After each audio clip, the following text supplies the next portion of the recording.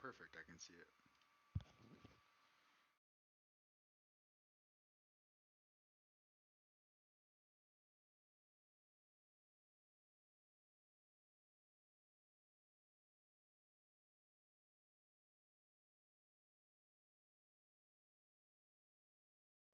Trying to get a live to pull up for myself so I can send a link to my buddy. Trying to get a live to pull up for myself so I can send a link to my buddy.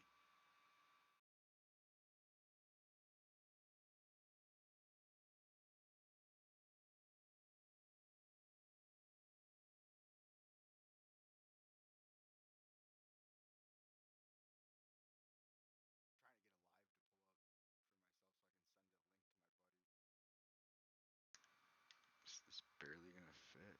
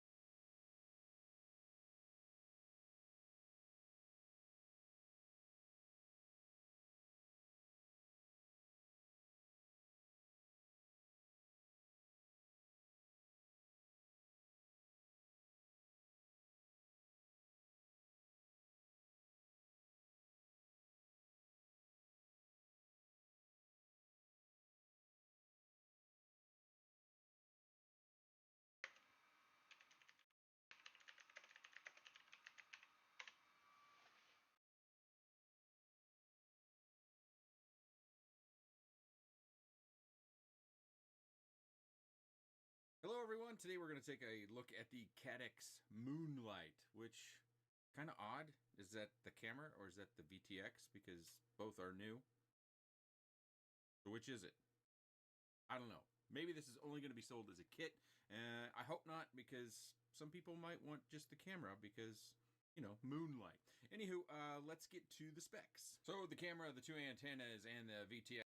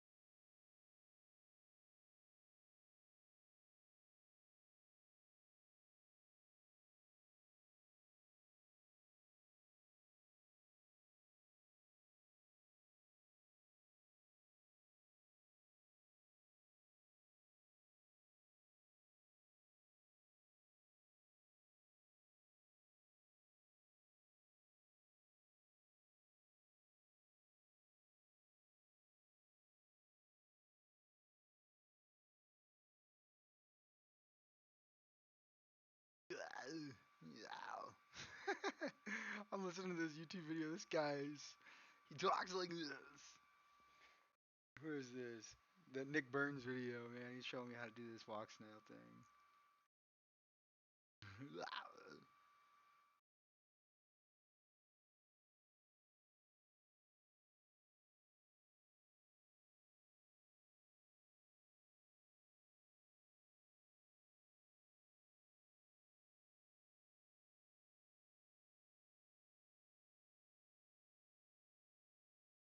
Yeah, it's gonna be good for nighttime flying, but no freestyle, no whooping over trees and stuff. I get it.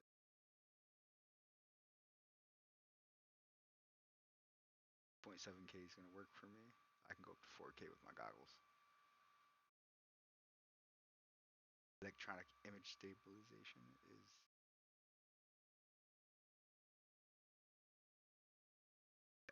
you can't record gyro or electronic stabilization if you're in 4K mode.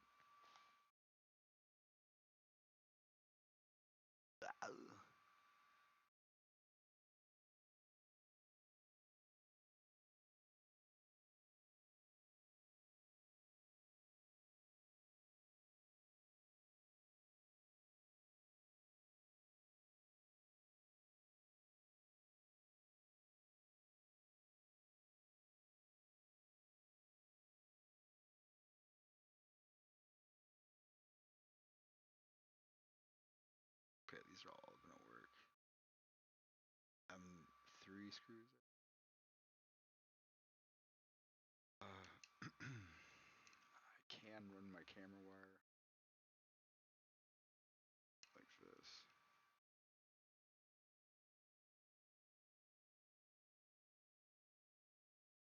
My capacitor.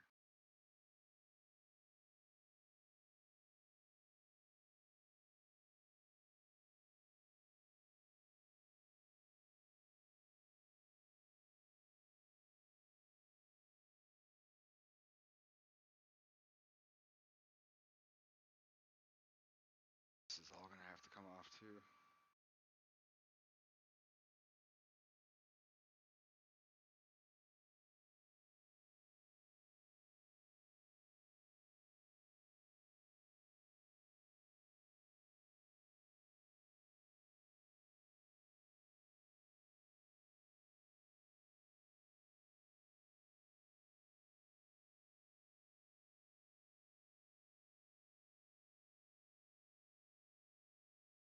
Just taking the rear off now.